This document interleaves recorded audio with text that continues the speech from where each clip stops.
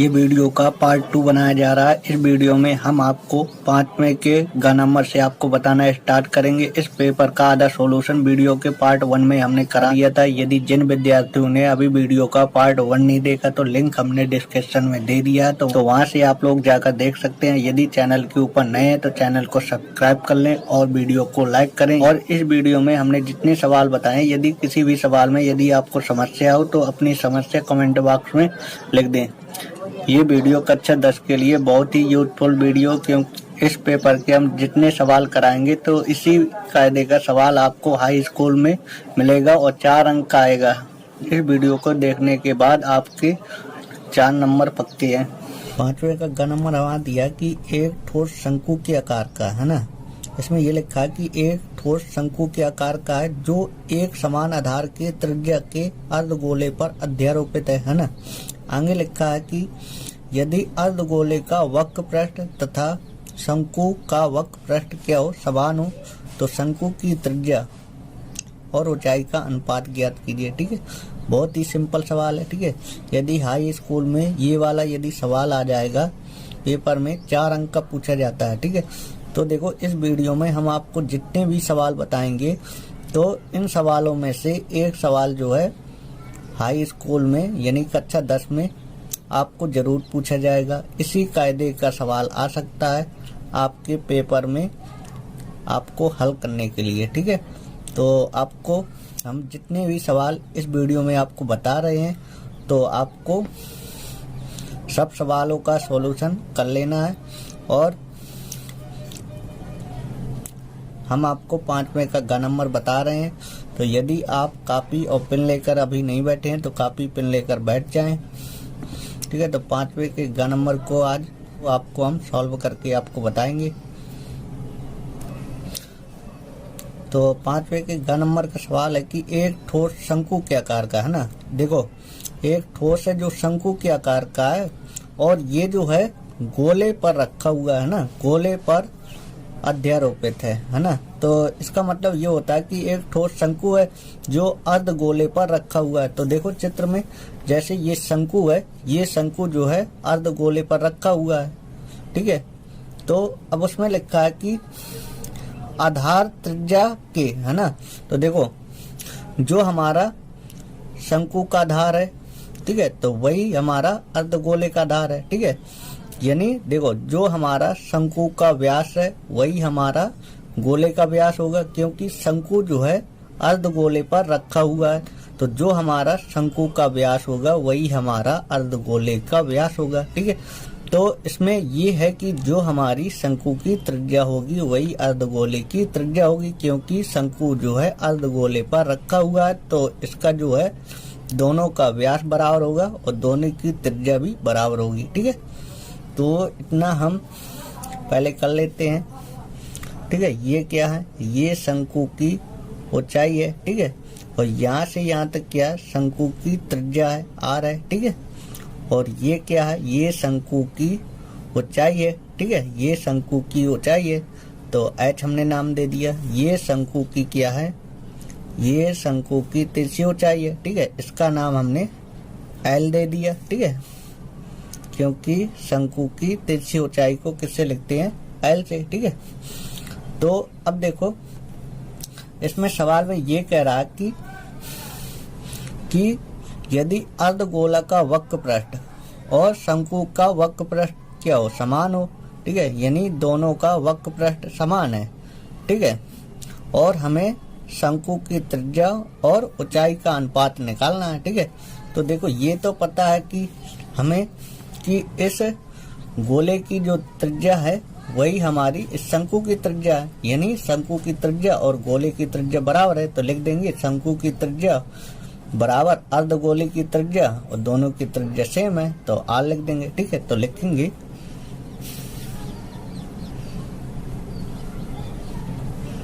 शंकु की त्रिज्या, शंकु की त्रिज्या और अर्ध गोले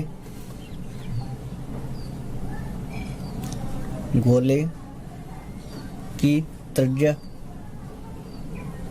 ठीक है, दोनों की त्रिज्या क्या सेम है, यानी दोनों की त्रिज्या आ रही है। ठीक है, शंकु की त्रिज्या ना गोले की त्रिज्या एक ही है। ठीक है, अब हमें पता है शंकु की ऊंचाई क्या है। जो शंकु की ऊंचाई है तो वो लिख देंगे शंकु की ऊंचाई, शंकु की ऊंचाई क्या है, h है। और शंकु की तिर्यक ऊंचाई वो भी लिख देंगे, शंकु की तिर्यक, शंकु की तिर्यक ऊंचाई क्या है, शंकु की तिर्यक ऊंचाई l है। ठीक है, तो देखो इस सवाल में ये कह रहा कि अर्धगोले का वक्र पृष्ठ और शंकु का वक्र पृष्ठ समान है, यानी अर्धगोले का वक्र पृष्ठीय क्षेत्रफल और शंकु का वक्र पृष्ठीय क्षेत्रफल समान है। ठीक है, देखो शंकु का वक्र पृष्ठ ये है और अर्धगोले का वक्र पृष्ठ ये है, और दोनों का ये वक्र पृष्ठीय क्षेत्रफल क्या समान, यानी क्या बराबर है। ठीक है, तो लिख देंगे शंकु का वक्र पृष्ठ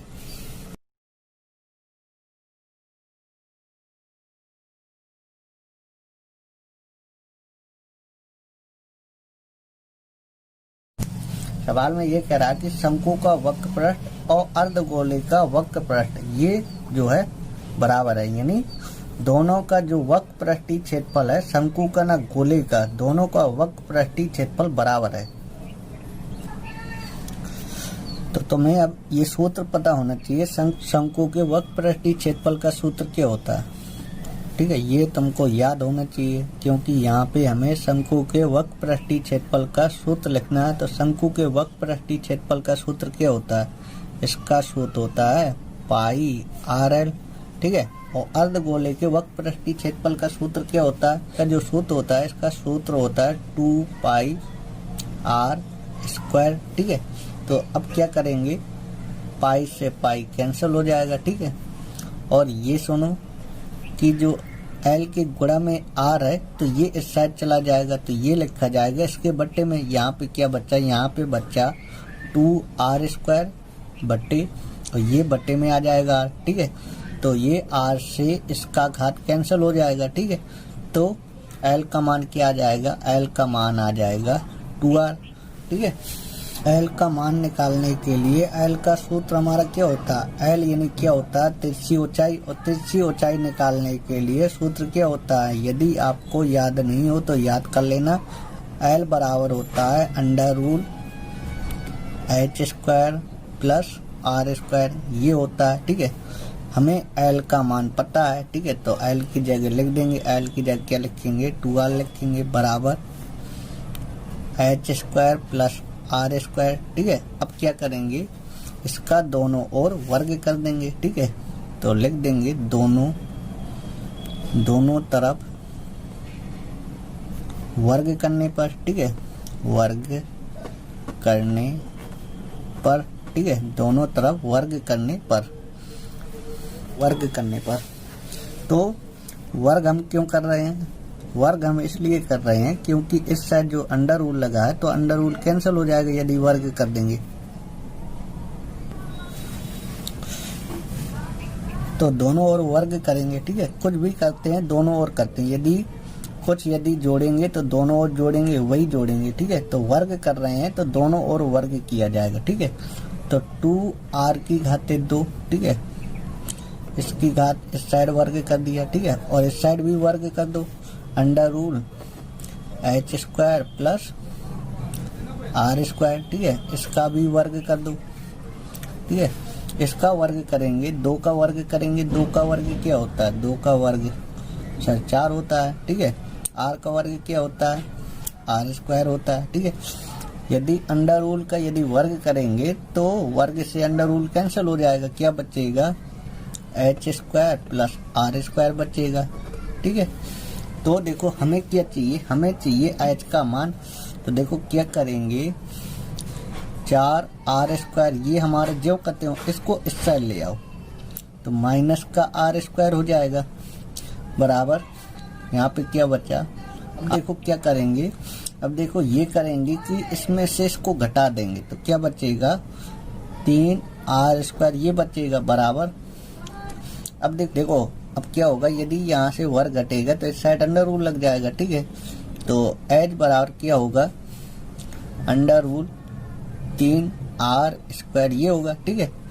तो इसका वर्ग आ रहा, ठीक है। तो ये जो है r बाहर निकल आएगा, अंडर रूल के अंदर बचेगा 3। तो h का मान आ गया r अंडर रूल 3, ठीक है। और हमें त्रिज्या पता है, त्रिज्या आ रही है, ठीक है। तो हमें क्या बताना है, देखो पेपर में हमें बताना है कि शंकु की त्रिज्या और ऊंचाई का अनुपात हमें निकालना है। तो देखो शंकु की जो त्रिज्या है वो तो r है, और शंकु की ऊंचाई हमने अभी निकाल ली, r अंडर रूल 3 है। और दोनों का हमें क्या निकालना, दोनों का हमें अनुपात बताना, ठीक है। तो लिख देंगे शंकु की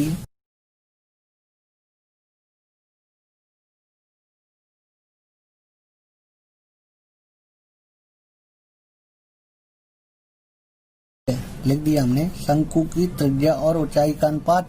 ये हमें क्या करना है, हमें ये जो है निकालना है, ठीक है। तो शंकु की त्रिज्या और ऊंचाई का अनुपात हमें बताना है। तो क्या लिखेंगे, हम लिखेंगे त्रिज्या के बट्टे में क्या लिखेंगे, ऊंचाई लिखेंगे, है ना। यही तो लिखेंगे क्योंकि हमें त्रिज्या और ऊंचाई का अनुपात हमें निकालना है, ठीक है। तो त्रिज्या क्या, शंकु की त्रिज्या जो है वो r है, और शंकु की जो ऊंचाई है, शंकु की ऊंचाई हमने ये निकाली है r अंडर रूल 3। तो क्या होगा, ये r से r कैंसिल हो जाएगा, तो ऊपर क्या बचेगा 1 और नीचे क्या बचेगा अंडर रूल 3। तो 1 बट्टे अंडर रूल 3 आ गया। ये से ऐसे लिख सकते हैं 1 अंडर रूल 3, ठीक है। 1 अंडर रूल 3। तो शंकु की त्रिज्या और ऊंचाई का अनुपात क्या आ गया, 1 अंडर रूल 3। यदि आपको ये सवाल समझ में आया हो तो वीडियो को लाइक कर दें, और यदि इस सवाल में कहीं आपको समस्या हो तो कमेंट बॉक्स में लिख दें। देखो घ नंबर का वहाँ सवाल दिया है कि 60 मीटर ऊंचे एक भवन है ना, एक भवन है जो हमारा 60 मीटर ऊंचा है, और आगे लिखा है शीर्ष से यानी भवन का जो शीर्ष है, शीर्ष से किसी मीनार के शीर्ष और पाद और अनुमान कोण क्रमशः 30 अंश तथा 60 अंश है। मीनार की ऊंचाई ज्ञात कीजिए। देखो सवाल को अच्छे से पहले पढ़ा जाता है, और सवाल को अच्छे से पढ़ने के बाद में सवाल को आपको सॉल्व किया जाता है। जो हमारा सवाल दिया रहता है तो पहले उसकी भूमिका जो है दिमाग में बननी चाहिए कि इस सवाल को हमें कैसे सॉल्व करना है। जब उसकी भूमिका यदि आपके दिमाग में बन जाएगी कि इस सवाल को हमें ऐसे सॉल्व करना है, तो आप लोग बहुत ही जल्दी इसका सॉल्यूशन निकाल लेंगे। यदि सवाल की भूमिका ही आपके दिमाग में नहीं बनी कि इसे जो है कैसे सॉल्व करना है, तो आपसे नहीं बन सकता है, ठीक है। तो पहले सवाल को ढंग से पढ़ा जाता है। देखो ये है कि 60 मीटर एक ऊंचा भवन है, और भवन का शीर्ष और मीनार का शीर्ष है ना, भवन का शीर्ष और मीनार के शीर्ष से जो कोण बनेगा वो 30 अंश का बनेगा, और जो भवन का शीर्ष है और जो मीनार का पाद बिंदु है उसका हमारा जो कोण है 60 अंश का बनेगा। यदि अभी नहीं समझ में आए तो एक बार और सुनो। इसमें लिखा कि एक भवन है जो 60 मीटर ऊंचा है, यानी जो भवन है वो 60 मीटर ऊंचा है ना। जो भवन का शीर्ष है, भवन का शीर्ष और जो मीनार का शीर्ष है, भवन का शीर्ष और मीनार के शीर्ष से जो कोण हमारा बनेगा वो हमारा 30 अंश का बनेगा, और भवन के शीर्ष से मीनार के जो पाद बिंदु होगा, यानी जो भवन का शीर्ष होगा और जो मीनार का पाद बिंदु होगा, उससे हमारा जो कोण जो है 60 अंश का बनेगा। तो हमें मीनार की ऊंचाई निकालना, क्या निकालना है, मीनार की ऊंचाई ज्ञात करना है, ठीक। तो अब देखेंगे इस सवाल को हम हल कैसे करेंगे। तो देखो 60 मीटर को ऊंचा एक भवन है, तो क्या करेंगे, सबसे पहले हम ये करेंगे कि 60 मीटर ऊंचा एक भवन बना लेंगे, ठीक है। 60 मीटर ऊंचा एक भवन बना लेंगे, ठीक है। तो देखो ये हमने भवन बना लिया, ठीक है। ये AB जो है ये क्या है, एक भवन है। तो यहाँ पे लिख देंगे कि AB एक भवन है, ठीक है। AB एक भवन है, ठीक है। ये AB जो है हमारा एक क्या है, एक भवन है। और इसकी भवन की ऊंचाई सवाल में लिखी है कि भवन की जो ऊंचाई है, भवन जो ऊंचा है, कितना ऊंचा है, 60 मीटर ऊंचा है। यानी भवन की जो ऊंचाई है कितनी है, 60 मीटर है, ठीक है। ये भवन की ऊंचाई है 60 मीटर। तो ये भी लिख लेंगे कि भवन की ऊंचाई, भवन की ऊंचाई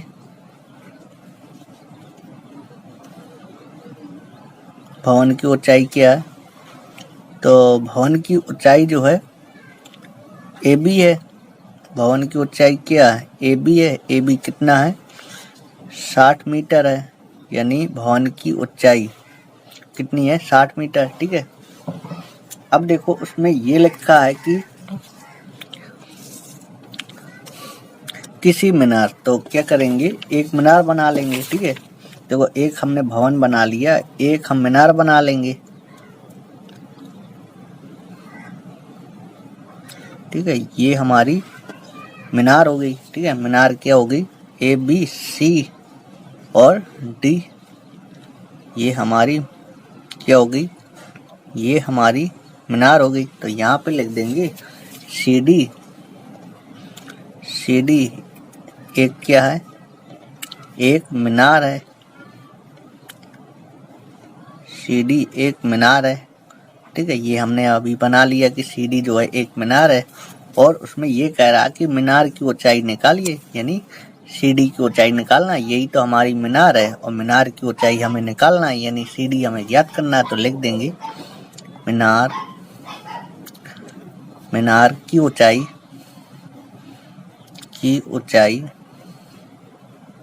मीनार की ऊंचाई CD हमें क्या करना है, CD जो है हमें निकालना है, ठीक है। मीनार की ऊंचाई CD हमें याद करना। अब देखो सवाल को पढ़ेंगे। देखो हमने आपको कहा था कि भवन का जो शीर्ष है और जो मीनार का शीर्ष है, ठीक है। जो भवन का शीर्ष है और जो मीनार का शीर्ष है, इससे जो कोण हमारा बनेगा वो 30 अंश का बनेगा। और भवन का जो शीर्ष है और जो मीनार का पाद बिंदु है, उससे जो कोण है हमारा वो 60 अंश का बनेगा। तो इसमें देखो ये जो है हमारा भवन का शीर्ष है और ये जो है हमारा मीनार का शीर्ष है, क्योंकि ये क्या है, ये जो है भवन है और ये जो है ये क्या है, मीनार है। तो ये क्या है, ये जो है ये भवन का शीर्ष है और ये जो है ये मीनार का शीर्ष है। तो हमने ये कहा कि जो भवन का शीर्ष है और जो मीनार का शीर्ष है, इससे जो कोण है हमारा कितने अंश का बनेगा, इससे जो कोण है हमारा ये 30 अंश का कोण बनेगा, ठीक है। 30 अंश का कोण बना दो।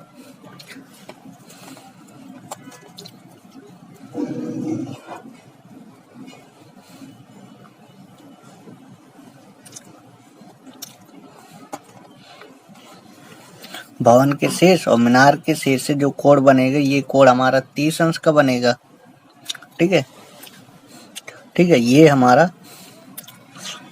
भवन का शीर्ष है और भवन का ये पाद बिंदु है, ये मीनार का शीर्ष है, ये मीनार का पाद बिंदु है, ठीक है। तो उसमें कह रहा कि जो भवन का शीर्ष है, भवन के शीर्ष से मीनार के पाद बिंदु का जो हमारा कोण बनेगा कितने अंश का बनेगा, 60 अंश का बनेगा, ठीक है। यही तो हमने बताया था, जो भवन का शीर्ष है, जो मीनार का पाद बिंदु है, इससे जो कोण है हमारा, ये कोण हमारा 60 अंश का बनेगा, ठीक है। तो हमने बना दिया, ठीक है। ये जो कोण है, ये कोण हमारा कितने अंश का बनेगा, 60 अंश का बनेगा, ठीक है। तो देखो ये जो दिख रहा है आपको, ये आयत की तरह दिख रहा है। जितना हमारा ये होगा उतना हमारा ये होगा, यानी यहाँ से यहाँ तक की दूरी और यहाँ से यहाँ तक की दूरी बराबर होगी और यहाँ से यहाँ तक की दूरी, यहाँ से यहाँ तक की दूरी बराबर होगी, ठीक है। तो C और D, इस बिंदु का नाम दे देते हैं E, ठीक है। तो यहाँ से यहाँ तक की दूरी बराबर और यहाँ से यहाँ तक की दूरी बराबर, यहाँ से यहाँ तक की दूरी बराबर और यहाँ से यहाँ तक की दूरी बराबर, ठीक है। तो देखो हमें ये किया जाता है, पहले हम उस त्रिभुज को जो है हल करते हैं जिसकी एक भुजा हमें पता हो, है ना। हमने क्या कहा कि जो है उस त्रिभुज को हल किया जाता पहले जिसकी हमें एक भुजा पता हो। तो ये वाला यदि हम त्रिभुज देखेंगे तो इसमें एक भुजा हमें पता है, एक भुजा हमें पता है ना। यदि ये वाला त्रिभुज यदि देखेंगे तो इसमें हमें तीनों भुजाएं ही पता नहीं है। तो हमने ये कहा कि यदि जिसमें यानी जिस त्रिभुज में यदि हमें एक भुजा यदि मालूम हो तो सबसे पहले उसी त्रिभुज को लेकर हमें हल करना है, ठीक है। तो लिखेंगे समकोण त्रिभुज ABD में। तो इससे पहले इस त्रिभुज को लिखने से पहले ये लिख लो, ठीक है। जितना हमारा ये आएगा उतना हमारा ये आएगा।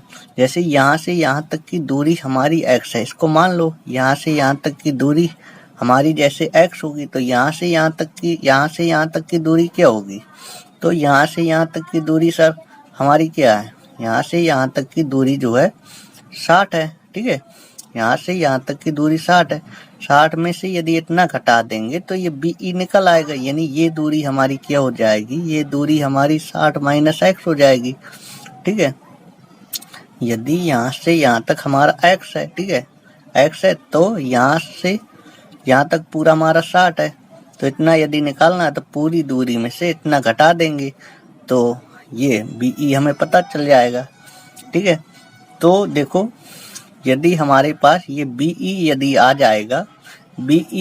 जाएगा तो हमें ये DC निकल जाएगा और यही DC हमें निकालना है, ठीक है। देखो चाहे DC या CD बात एक ही है, ठीक है। मीनार की ऊंचाई हमें CD निकालना है, ठीक है। यदि ये हमारा निकल जाएगा तो ये CD निकल जाएगा। यहाँ से यहाँ तक यदि पता चल जाएगा तो ये हमें पता चल जाएगा, ठीक है। तो ये निकालने के लिए पहले हम क्या करेंगे? पहले हम देखो ये करेंगे कि पहले ये वाला त्रिभुज लें, ये वाला है, क्योंकि इसमें हमें भुजा ये पता है, एक भुजा पता है, दूसरी भुजा ये वाली निकल आएगी। जब ये निकल आएगी तो जितनी ये होगी उतनी ही ये होगी।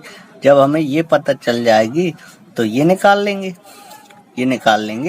ठीक है। जब ये निकल आएगा, x निकल आएगा तो 60 में से जितना x आएगा वो घटा देंगे तो हमारे पास ये BE आ जाएगा। जितना हमारा BE होगा उतना हमारा CD होगा, ठीक है। तो मीनार की ऊंचाई CD निकल जाएगी। तो लिख लेंगे जो हमने माना है, ये हमने माना है कि ये जो है AE जो है x है। तो लिख देंगे माना AE x है, ठीक है। और ये जो है ये BE क्या है? जो BE है ये 60 माइनस x है, ठीक है। और ये पूरी ऊंचाई मीटर में दी है तो ये भुजाएं भी क्या में आएंगी? मीटर में। तो ये x मीटर और ये 60 माइनस x मीटर, ये लिख लो, ठीक है। तो हमने क्या कहा था, कौन सा त्रिभुज लेंगे जिसमें एक भुजा हमें मालूम हो, वो वाला त्रिभुज लेना है। तो इस त्रिभुज में हमें ये भुजा इसकी मालूम है, ठीक है। तो ये वाला त्रिभुज लेंगे, तो लिख देंगे समकोण त्रिभुज ABD में, ठीक है। यहाँ समकोण, ठीक है, यहाँ पे 90 डिग्री कोण बनेगा तो लिख देंगे समकोण त्रिभुज ABD में, ठीक है। समकोण त्रिभुज ABD में, समकोण त्रिभुज ABD में, ठीक है। तो देखो ये भुजा हमें पता है, ये और ये। तो न्यून कोण के सामने वाली भुजा ये लंब और ये आधार, लंब बटे आधार। बोलो किसका सूत्र होता है? लंब बटे आधार। लंब बटे आधार जो होता है tan थीटा को होता है, ठीक है। क्योंकि tan थीटा बराबर क्या होता है? tan थीटा बराबर होता है लंब बटे आधार, ठीक है। tan थीटा बराबर होता है लंब बटे आधार, ठीक है। तो ये जो थीटा यानी ये जो कोण दिया है इसके सामने वाली भुजा ये लंब, ठीक है, और ये आधार, ठीक है। तो लंब क्या है? लंब जो है AB है और आधार जो है क्या है? आधार जो है ये है BD है। तो देखो tan थीटा कोण जो दिया हमारा, कोण हमारा 60 अंश दिया है, तो tan 60 अंश बराबर AB की जगह AB हमारा क्या है? यहाँ से यहाँ तक ए बी ये है 60 मीटर, ठीक है। ए बी जो है 60 मीटर है, तो ए बी की जगह 60 और बी डी लिखना है। तो जो बी डी है ये हमें पता नहीं है, तो बी डी का बी डी लिख दो, ठीक है। tan 60 अंश का मान क्या होता है, इसका जो मान होता है, इसका मान होता है √3 बराबर 60 बट्टे बी डी, ठीक है। इसके बट्टे में 1 लिख लो, कैंची गुणा करा लो, इसका गुणा इसमें कर दो, क्या हो जाएगा √3 और बी डी हो जाएगा, ठीक है। यही होगा, ठीक है। 60 का गुणा 1 में क्या होगा 60 होगा, और बी डी के गुणा में √3, तो बी डी बराबर ये हमारा गुणा में है, तो ये जो है हमारा इसके बट्टे में चला जाएगा, ठीक है। तो क्या करना होता है, यदि नीचे वाली संख्या में अंडर रूल आ जाए तो नीचे वाली संख्या का अंडर रूल हटाना होता है। तो इसी संख्या का ऊपर नीचे गुणा कर दो, √3 का ऊपर नीचे गुणा कर देंगे तो नीचे वाली संख्या का जो है अंडर रूल हट जाएगा। तो बी डी बराबर 60 गुणे √3, तो क्या होगा 60 √3 होगा, और नीचे √3 गुणे √3 का 2 बार गुणा, ठीक है। तो 1 3 जो है बाहर निकल आएगा, और 3 से कैंसिल कर दें, 3 दूनी 6 0, यानी क्या आ जाएगा, जो बी डी आ जाएगा, बी डी जो आएगा तो क्या आएगा 20 √3 आ जाएगा, ठीक है। तो हमें जो है बी डी पता चल गया, तो बी डी हमारा कितना आया, बी डी जो हमारा आया 20 √3 आया, तो 20 √3 मीटर ये होगी भुजा।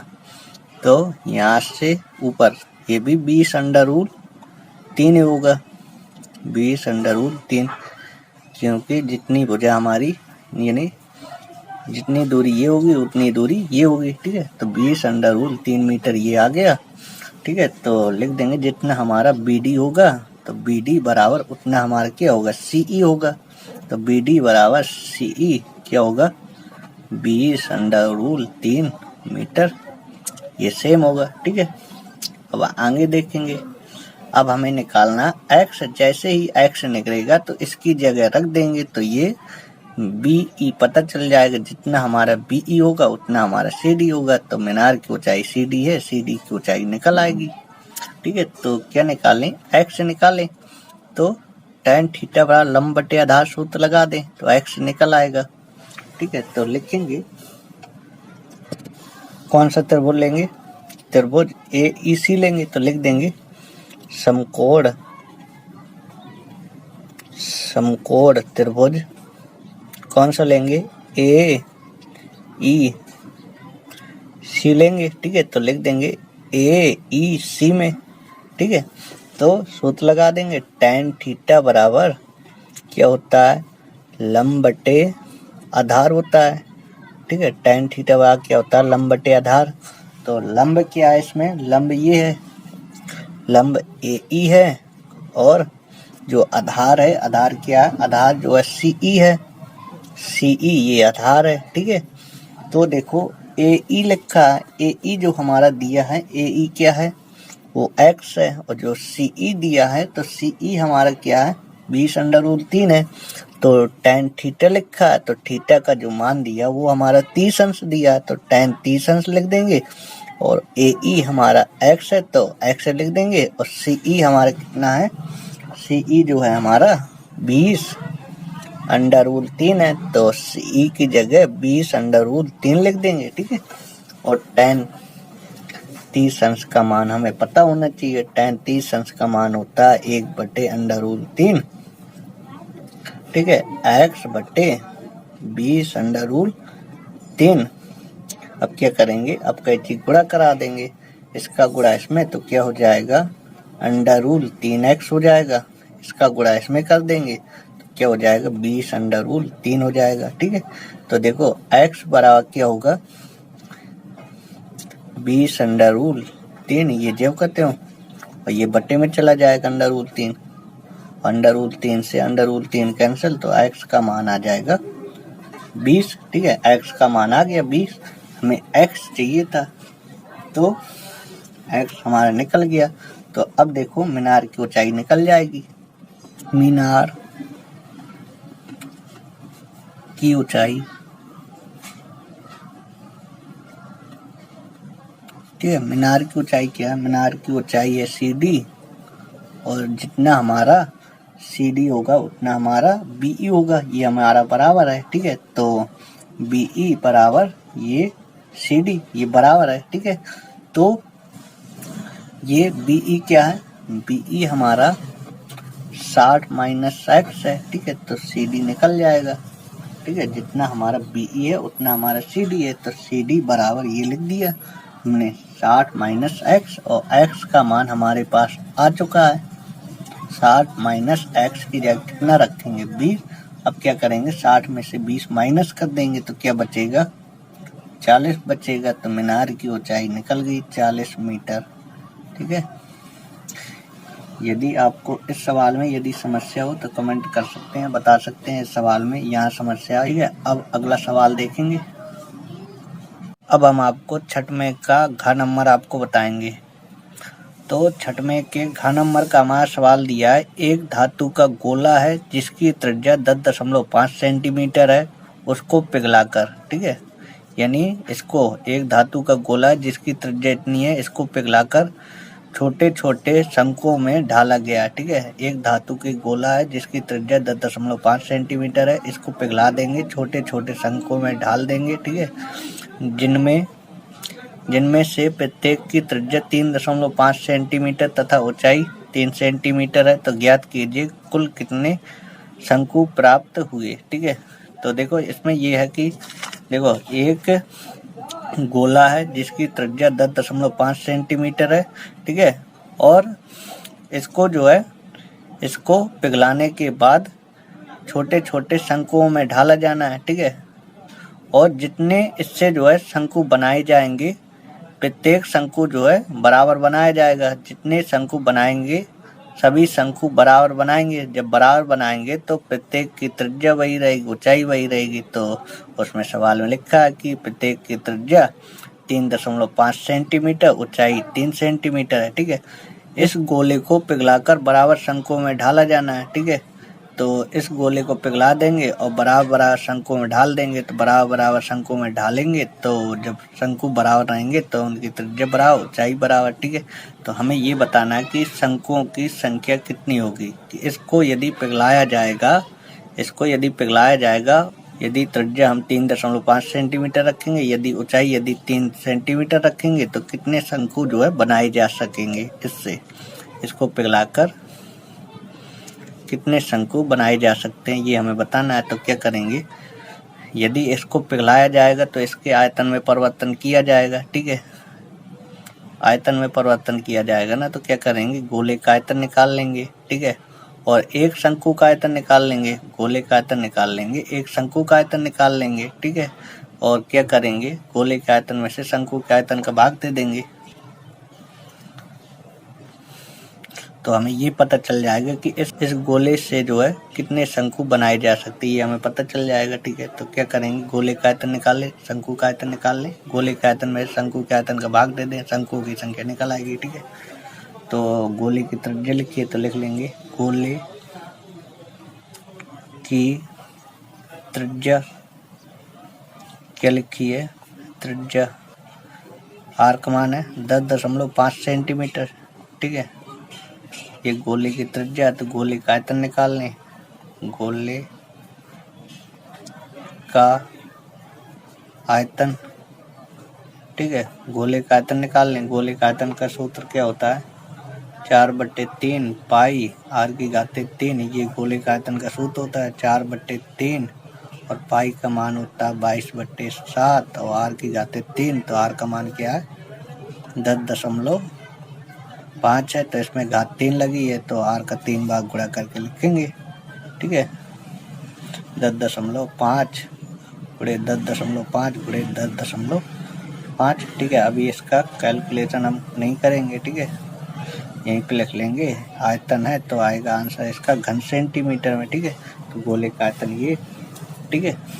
अब देखो हम निकालेंगे हम शंकु का आयतन, तो शंकु की त्रिज्या लिख लें, शंकु की त्रिज्या, शंकु की त्रिज्या क्या है,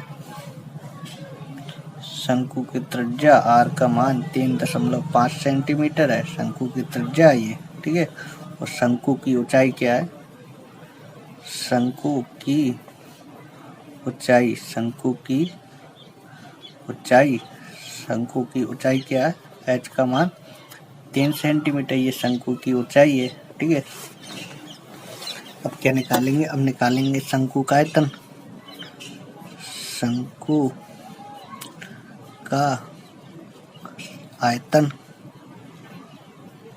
शंकु का आयतन निकालने के लिए सूत्र क्या होता है, शंकु का आयतन निकालने के लिए सूत्र होता है हमारा 1/3 पाई आर स्क्वायर एच, ये शंकु का आयतन निकालने के लिए सूत्र होता है। अब इसमें मान रख देंगे, 1/3 पाई का मान क्या होता है, पाई का मान होता है 22/7, ठीक है। आर स्क्वायर लिखा है, आर का मान क्या है 3.5 है, 3.5, और आर की घाते 2 है तो आर का मान 2 बार लिखना पड़ेगा, 3.5 गुणे 3.5, और एच का मान क्या है 3 है, ठीक है। इतना घन सेंटीमीटर आएगा, ठीक है। हमें क्या निकालना है, हमें निकालना है शंकुओं की संख्या, कितने शंकु बनेंगे, शंकुओं की संख्या, शंकु बताने कितने बनेंगे, शंकुओं की संख्या निकालेंगे, ठीक है। तो शंकुओं की संख्या कैसे निकालेंगे, क्या करेंगे, बताया था हमने, गोले के आयतन में से शंकु के आयतन का भाग, तो गोले का आयतन है 4/3 गुणे 22/7 गुणे 10.5 गुणे 10.5 गुणे 10.5, ठीक है। ये गोले के आयतन में से किसका भाग देना है, 1/3 गुणे 22/7 5 गुणे 3, देखो दशमलव से ये दशमलव कैंसिल हो जाएगा, ठीक है। इस दशमलव से ये दशमलव कैंसिल हो जाएगा, ठीक है। अब देखो इसका यदि दशमलव हटाएंगे तो 1 0 नीचे बढ़ा लेंगे, ठीक है।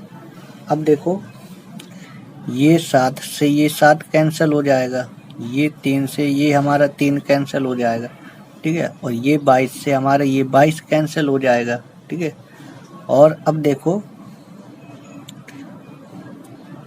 यदि 5 से यदि काटना चाहें तो काट दें, 5 सती 35 और 5 दूनी 10, 5 एकम 5 और 7 से काट दें, 7 × 21, ये पूरा कट गया, 3 एकम 3 और 3 से काट दे, 3 धम 30, ठीक है। और ये बच्चा तो यदि काटा जाएगा तो 35 तिया होता है 105, 35 तिया 105 कट गया, ठीक है। 5 से काटे, 5 दूनी 10 और 5 दूनी 10, 5 एकम 5 और 2 से इसे काट दें, 2 दूनी 4, ठीक है। तो नीचे कुछ नहीं बचा है ना, ऊपर बचा क्या बचा, 2 गुणे क्या बचा 3 गुणे 21, इतना बच्चा गुणा कर लेंगे, 3 दूनी 6 होगा, 6 गुणे 1 करेंगे तो 6 एकम 6, 6 दूनी 12, तो 126 आ जाएगा। शंकुओं की संख्या कितनी होगी, 126 होगी, ठीक है। बहुत ही आसान था, ठीक है। देखो एक शंकु था जिसकी त्रिज्या इतनी थी, इसको पिघलाकर छोटे छोटे शंकुओं में ढाला जाना था, ठीक है। और प्रत्येक शंकु की त्रिज्या और ऊंचाई ये थी, त्रिज्या 3.5 सेंटीमीटर, ऊंचाई 3 सेंटीमीटर, ठीक है। तो क्या किया हमने, यदि इसको यदि पिघलाया जाएगा तो इसके आयतन में परिवर्तन किया जाएगा, तो हमने क्या किया, इसका आयतन निकाला और इसका आयतन निकाला, इसके आयतन में से इसके आयतन का एक शंकु के आयतन का भाग, तो शंकु की संख्या निकल जाएगी, कितने शंकु बनाए जा सकते हैं इससे। इसका पूरे का आयतन निकालिए, एक शंकु का आयतन निकालिए, गोले के आयतन में से शंकु के आयतन का भाग दे दिया, तो शंकुओं की संख्या हमारी निकल आई 126। देखो छठवें का खा नंबर का हमारा सवाल दिया, 1 - sin थीटा 1 + sin थीटा बराबर sec थीटा - tan थीटा का होल स्क्वायर, ठीक है। ये हमें क्या करना है, ये हमें सिद्ध करना है, ठीक है। तो लेफ्ट हैंड साइड लेंगे, राइट हैंड साइड हमारा सिद्ध हो जाएगा, ठीक है। तो लिखेंगे LHS लेने पर, ठीक है। LHS हमारा लिखा 1 - sin थीटा बट्टे 1 + sin थीटा, ठीक है, 1 + sin थीटा। अब क्या करेंगे, इसका नीचे वाले का हर का जो है विपरीत चिन्ह का ऊपर नीचे गुणा कर देंगे। ठीक है, 1 माइनस साइन थीटा बटे 1 प्लस साइन थीटा। ठीक है, विपरीत चिन्ह का ऊपर नीचे गुणा 1 माइनस साइन थीटा बटे 1 माइनस साइन थीटा। ठीक है, अब देखो ये बिल्कुल सेम है, ऐसे लिख सकते हैं 1 माइनस साइन थीटा इसका होल स्क्वायर। ठीक है, देखो इसमें जो है सूत्र लग रहा है ए प्लस बी ए माइनस बी। तो ए प्लस बी ए माइनस बी का सूत्र क्या होता है? ए प्लस बी ए माइनस बी का सूत्र होता है ए स्क्वायर। तो ए का मान 1 है तो 1 का स्क्वायर माइनस बी स्क्वायर, तो बी का मान साइन थीटा है तो साइन थीटा का होल स्क्वायर। ठीक है, अब देखो 1 माइनस साइन थीटा इसका होल स्क्वायर, 1 का वर्ग 1 और साइन थीटा का स्क्वायर क्या होता है? इसका वर्ग यदि करेंगे तो क्या होगा? साइन स्क्वायर थीटा होगा। ठीक है, 1 माइनस साइन थीटा इसका होल स्क्वायर। ठीक है, बटे 1 माइनस साइन स्क्वायर थीटा क्या होता है? 1 माइनस साइन स्क्वायर थीटा होता है कॉस स्क्वायर थीटा। ठीक है, तो 1 माइनस साइन थीटा का होल स्क्वायर है और कॉस थीटा का होल स्क्वायर है। इसे जो है इस तरह लिखा जा सकता है 1 माइनस साइन थीटा बटे कॉस थीटा और इसका होल स्क्वायर। ठीक है, इसे जो है इस प्रकार लिख सकते हैं। अब देखो इनको जो है अलग अलग भागों में डिवाइड कर लेंगे। 1 के बटे में कॉस थीटा, साइन थीटा के बटे में कॉस थीटा। ठीक है, तो लिख लेंगे 1 बटे cos theta minus sine theta बटे कॉस थीटा इसका होल स्क्वायर। ठीक है, अब देखो 1 बटे कॉस थीटा क्या होता है? सेक थीटा होता है, sec theta minus sine theta बटे कॉस थीटा क्या होता है? टैन थीटा होता है। ठीक है, और इसका होल स्क्वायर। ठीक है, यही हमें सिद्ध करना था, sec theta minus tan theta का होल स्क्वायर सिद्ध हो गया, sec theta minus tan theta का होल स्क्वायर। ठीक है,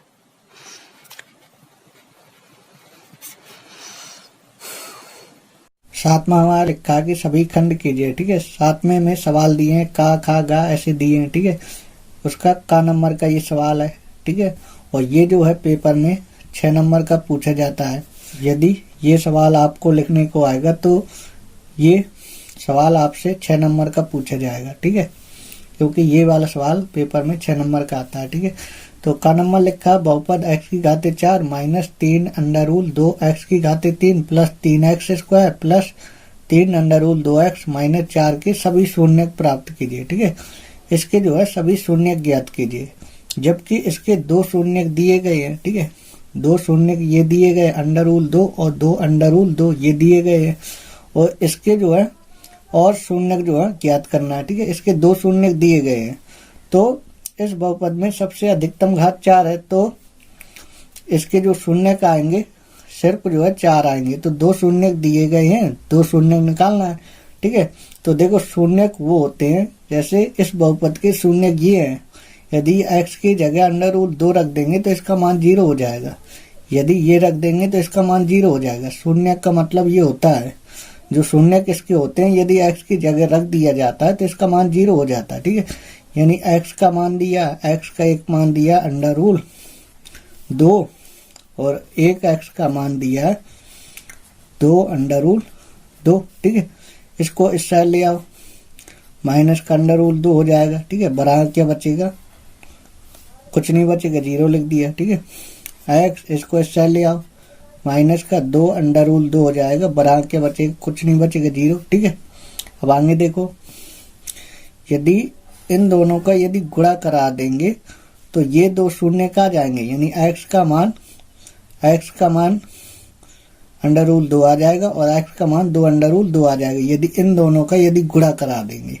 ठीक है, इन दोनों का गुणा करा देंगे। ठीक है, तो इन दोनों का गुणा करा दें। ठीक है, x माइनस 2 अंडर रूल 2। ठीक है, देखो यदि इन दोनों का यदि गुणा करा देते हैं तो ये 2 शून्य प्राप्त हो जाते हैं। ठीक है, तो इन दोनों का हम गुणा कर सकते हैं। ठीक है, जितना आएगा गुणा करने पर फिर इसका भाग इसमें दे दिया जाएगा और इसमें जब भाग हम देंगे तो इसमें भाग देने पर जो हमारा भागफल आएगा उसकी गुणनखंड कर लेंगे, उसके गुणनखंड कर लेंगे तो अन्य शून्य जो है पता चल जाएंगे। तो इन दोनों को गुणा कर लेंगे, गुणा करने पर जितना आएगा फिर उसका भाग हम इसमें दे देंगे। जब इसमें भाग देंगे तो भागफल हमारा आएगा और जो भागफल आएगा फिर उसके गुणनखंड कर देंगे तो अन्य शून्य जो है निकल आएंगे। ठीक है, तो इन दोनों गुणा करें, पहले x गुणे x करें क्या होगा, x स्क्वायर होगा, इसका गुणा इसमें करें तो क्या होगा माइनस 2 अंडर रूल 2x होगा। ठीक है, और इसका गुणा हो गया दोनों में, अब इसका गुणा इसमें करें माइनस अंडर रूल 2x होगा। ठीक है, इसका गुणा इसमें करें माइनस गुणे माइनस प्लस, तो देखो क्या होगा अंडर रूल 2 गुणे 2 अंडर रूल 2 करेंगे तो क्या होगा, तो 2 हमारा जो करते हो और अंडर रूल 2 का 2 बार गुणा है तो 1 2 बाहर निकल आएगा। ठीक है, कितना आएगा 4। ठीक है, तो कितना आएगा, इसका गुणा यदि इसमें करेंगे तो क्या आएगा 4 आएगा। ठीक है, तो देखो x की घाते 2 माइनस ये दोनों माइनस का जुड़ेगा क्या होगा माइनस का 2 under rule 2x minus under rule 2x। ठीक है, तो 2 under rule 2x minus 2 under rule 2x दोनों माइनस का जुड़ेगा क्या होगा 2 1 3 3 अंडर रूल 2x होगा प्लस 4। ठीक है, अब हमने क्या कहा था इसका भाग इसमें दिया जाएगा। ठीक है, इसका भाग इसमें देंगे। ठीक है, x की घाते 2 है, कितने गुणा कराने के x की घाते 4 आ जाए, यदि x की घाते 2 का यदि गुणा करा देंगे तो x की घाते 4 आ जाएगा। ठीक है, इसका गुणा इसमें करेंगे तो क्या होगा x की घाते 4 होगा, इसका गुणा इसमें करेंगे तो पहले चिन्ह का गुणा होता है माइनस गुणे प्लस करेंगे तो माइनस, इसका गुणा इसमें कर देंगे तो क्या आ जाएगा 3 अंडर रूल 2 और x गुणे x स्क्वायर क्या होगा x की घाते 3 होगा। ठीक है, प्लस गुणे प्लस तो प्लस आएगा और इसका गुणा इसमें कर देंगे तो क्या हो जाएगा 4x स्क्वायर हो जाएगा। ठीक है, अब देखो चिन्ह चेंज कर देंगे, ये माइनस ये प्लस है तो ये माइनस, ये प्लस है तो ये माइनस, ये प्लस माइनस कैंसिल हो जाएगा। ठीक है, ये माइनस प्लस ये कैंसिल हो जाएगा, बिल्कुल सेम है। ठीक है, और इसमें देखेंगे तो ये प्लस ये माइनस घटेगा, माइनस की संख्या बड़ी है तो माइनस आ जाएगा और 4x स्क्वायर में से 3x स्क्वायर घटा देंगे क्या बचेगा माइनस x स्क्वायर बचेगा plus 3 under rule 2x minus 4। तो पहले चिन्ह का गुणा माइनस गुणे प्लस करेंगे तो माइनस आएगा तो माइनस लिख देंगे। ठीक है, और यदि 1 का गुणा करा देंगे तो ये आ जाएगा। ठीक है, और 1 का गुणा करा देंगे माइनस गुणे प्लस माइनस x स्क्वायर का गुणा 1 में तो क्या होगा x स्क्वायर होगा। ठीक है, माइनस गुणे माइनस क्या होगा प्लस और 1 का गुणा कराना यही आएगा 3 अंडर रूल 2x प्लस गुणे माइनस तो माइनस होगा और 4 एकम 4 तो माइनस है प्लस, प्लस है तो माइनस, माइनस है तो ये प्लस। ठीक है, ये minus plus cancel, plus minus cancel और ये माइनस प्लस कैंसिल। ठीक है, 0 आ गया। ठीक है, हमने क्या कहा था इसका भाग इसमें देंगे, जितना भागफल आएगा उसके जो है हम गुणनखंड कर देंगे।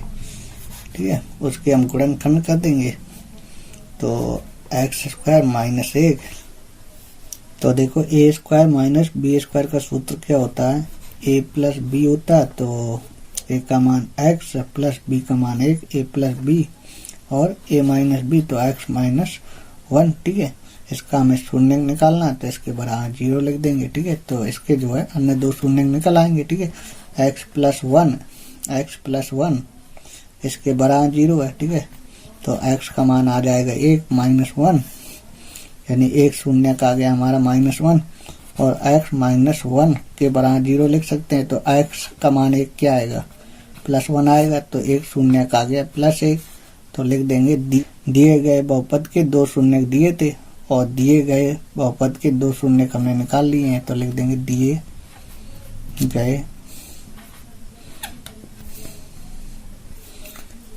गए बहुपद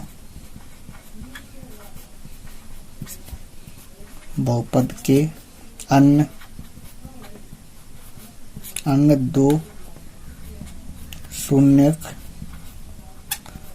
2 शून्य क्या आ गए अन्य 2 शून्य -1 और +1,